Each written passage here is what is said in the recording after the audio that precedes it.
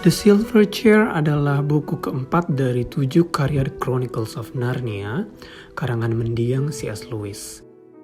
Kisah ini adalah lanjutan dari The Voyage of the Dawn Treader, di mana kita diperkenalkan karakter bernama Eustace yang masuk ke dunia Narnia untuk pertama kalinya, bersama dengan Edmund dan Lucy. Edmund dan Lucy Pevensie nggak muncul lagi di cerita ini karena mereka sudah dewasa dan tidak bisa masuk ke Narnia.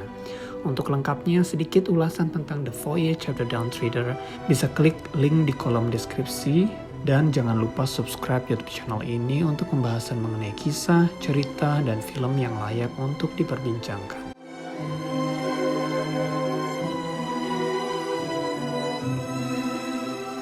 Eustace Scrubb, karakter yang sudah kita kenal di The Voyage of the Dawn Treader, bertemu teman sekelasnya bernama Jill Pole di sekolah mereka, bernama Experiment House, di mana mereka merasa begitu sengsara. Jill dibully dan bersembunyi dari anak-anak yang membulinya. Eustace menghiburnya mengenai petualangan Narnianya dan bagaimana pengalamannya di sana menyebabkan perubahan dalam perilakunya, yang kemudian diperingatkan oleh Jill untuk berhenti membicarakan mengenai Narnia karena kemungkinan akan membuatnya menjadi sasaran para anak-anak pembuli. Eustace akhirnya menyarankan untuk meminta bantuan Aslan, dan saat para pembuli berkumpul berusaha untuk mengerjai mereka, keduanya justru masuk ke sebuah gerbang yang membawa mereka kembali ke dunia Aslan. Mereka menemukan sebuah tebing, di mana Jill dengan sok-sokan mendekati tepi jurang dan Jill justru jatuh dari tepi jurang walau Eustace mencoba menariknya. Aslan muncul dan menyelamatkan Eustace dengan meniupnya dengan aliran angin ajaib untuk masuk ke dunia Narnia. Aslan kemudian menolong Jill dan memintanya membantu Eustace menemukan putra dari Raja Caspian bernama Pangeran Rilian yang menghilang beberapa tahun sebelumnya.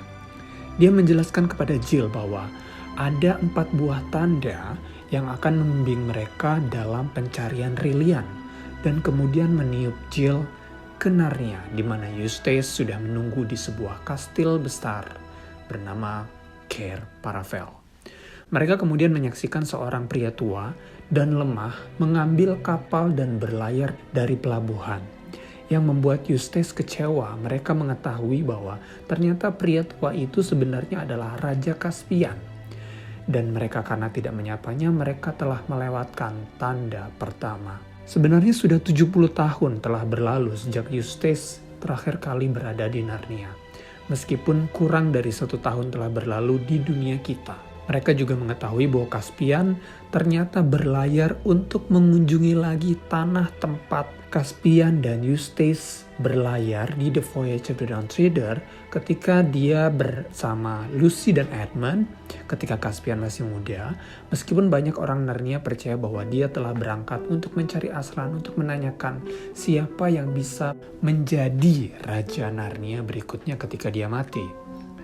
Sebenarnya kesehatan Caspian sudah memburuk karena usia tua, dan rakyatnya takut dia tidak akan hidup lebih lama lagi.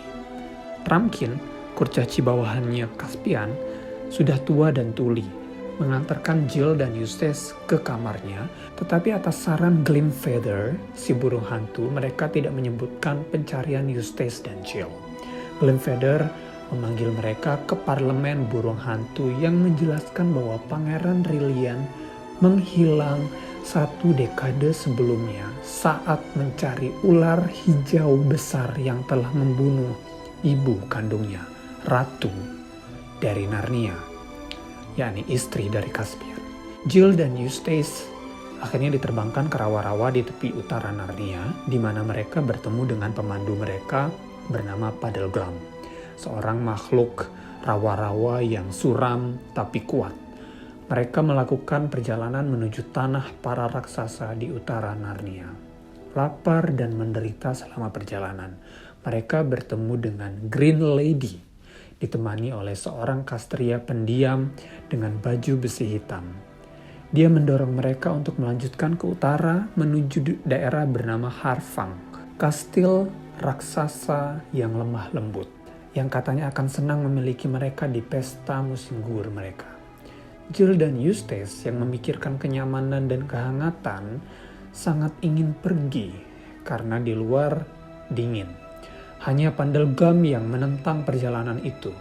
Setelah perjalanan panjang dalam cuaca buruk dan menentang jurang misterius di tengah badai salju, mereka akhirnya disambut oleh para raksasa di Harfang.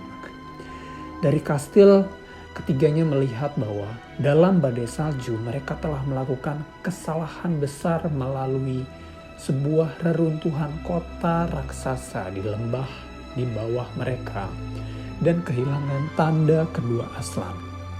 Mereka juga melihat kata-kata "di bawah aku", "under me", yang terukir di jalan yang merupakan tanda ketiga. Jadi mereka tanda pertama yaitu Caspian, tanda kedua reruntuhan kota, tanda ketiga "di bawah aku" itu dilewatin semuanya. Mengetahui dari sebuah buku masak di dapurnya para raksasa bahwa ternyata mereka adalah hidangan utama untuk pesta musim gugur, mereka berhasil melarikan diri dari Harfang setelah mungkin struggle dulu ya, mengikuti tanda yang mereka lewati sebelumnya. Mereka jadinya balik lagi. Mereka berlindung di sebuah gua di bawah reruntuhan kota, di mana mereka jatuh di sebuah lorong gelap yang panjang menuju dunia bawah tanah. Mereka ditemukan oleh pasukan penghuni bawah tanah yang membawa mereka naik perahu melintasi laut tanpa matahari ke sebuah kota yang diperintah oleh Green Lady yang sedang pergi. Tetapi anak didiknya, seorang pemuda, menyapa mereka dengan ramah. Dia menjelaskan bahwa atas perintah Green Lady, dia harus diikat di sebuah kursi perak karena jika dia dilepaskan, dia akan berubah menjadi seekor ular hijau yang mematikan dan membunuh semua orang. Tiga pengelana itu, Jill, Eustace, dan Puddleglum, memutuskan untuk menyaksikan pemuda itu disiksa. Karena mereka merasa itu bisa menjadi kunci pencarian mereka terhadap Rilian. Ketika pemuda itu diikat ke kursinya, ocehan-ocehannya tampaknya menunjukkan keputusasaannya untuk melarikan diri dari penawanan dan penyiksaan. Setelah beberapa kali ancaman, pemuda itu akhirnya memohon kepada ketiganya untuk membebaskannya atas nama Aslan. Menyadari ini sebagai tanda keempat dari Aslan, mereka ragu-ragu melakukannya, tapi akhirnya melakukannya juga. Percaya bahwa dia memang bisa menjadi pangeran Rilian. Pemuda itu segera menghancurkan kursi perak itu dan bebas dari sihir Green Lady. Dia berterima kasih kepada mereka dan menyatakan bahwa dia memang adalah pangeran Rilian yang hilang, disimpan, diculik di bawah tanah oleh Green Lady sebagai bagian dari rencananya untuk menaklukkan dunia Narnia. Jadi sekarang musuhnya bukan lagi penyihir putih Jadis ya, tapi si wanita hijau Green Lady. Di bukunya juga tidak dijelaskan apakah The White Witch atau Green Lady ini orang yang sama. Tapi kosakatanya berbeda. Green Lady akhirnya kembali dan mencoba menyihir mereka semua agar melupakan siapa mereka sebenarnya. Tetapi Puddleglum yang bertelanjang kaki memadamkan api sihir si penyihir dan mematahkan mantranya. Green Lady marah dan mengubah dirinya sendiri menjadi seekor ular hijau raksasa. Dan ternyata dia adalah pembunuh dari ibunya Rilian. Rilian akhirnya membunuh si ular ini, si Green Lady ini, dengan bantuan Eustace dan Puddleglum. Menyadari bahwa Green Lady sendiri adalah ular yang membunuh ibunya.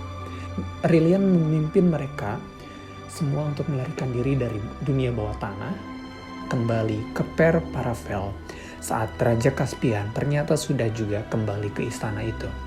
Caspian bertemu kembali dengan putranya yang telah lama hilang tetapi meninggal beberapa saat kemudian. Rilian kemudian dinyatakan sebagai Raja Narnia di tengah warga Narnia yang menangis.